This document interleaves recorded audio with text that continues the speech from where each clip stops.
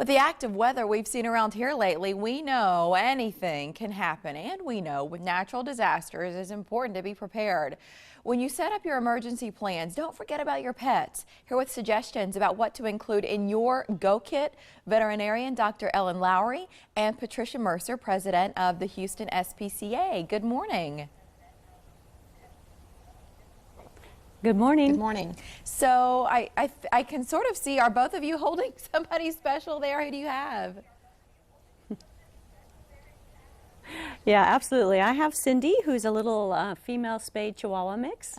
And I have Tammy, who's very talkative, and these are both pets who are up for adoption at the Houston SPCA, representing all animals from animal shelters out there. Yes, ma'am, and we have a couple here in our area. That's where our dog Action, he came from the Nebraska Humane Society. We're big believers in rescuing. And I know you guys are too, but we're talking today about preparedness. So generally, which tips would you share that might apply to all of us? Yeah, one of the most important things is just to be prepared, and that's why Hills Pet Nutrition has established the Disaster Relief Network to raise that awareness and also partner with shelters to provide relief when needed. But a couple of things that pet parents can do is, one, be sure their pet is currently identified, either with a microchip or a tag on a collar, and then to have a pet emergency go kit ready to go. In the case of an emergency, and that is simply some type of bag or a kit which you can have several days of food and water, the pet's food dish and bowl with them, a leash and a collar, and then something to help comfort them, like a toy or a favorite blanket.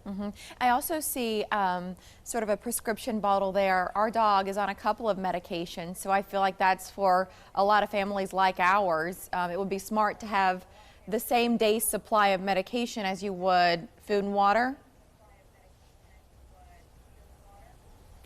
Yeah, that's a great idea, and sometimes you can have a second prescription bottle that you might have a few days of the medication in. And also, even if you have the information, the name of the medication, that if you are in an emergency situation, you can go to your veterinarian and get that medication refilled.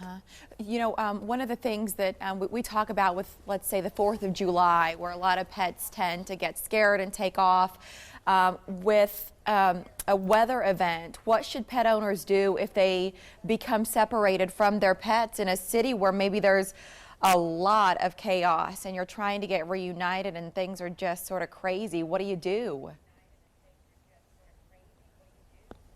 Well, your local animal shelter is your best resource in that case. We also have some great tips on how to prepare and how to look for your pets in the aftermath of a disaster. There is a website that you can go to, hillspet.com/pet prepared, and you can also go to the Hills Pet Nutrition Facebook page to find more information about that. But again, your local animal shelter, they know what's happening in your community best, and that should be your first resource. Okay, Dr. Lowery and Patricia, thank you for joining us today.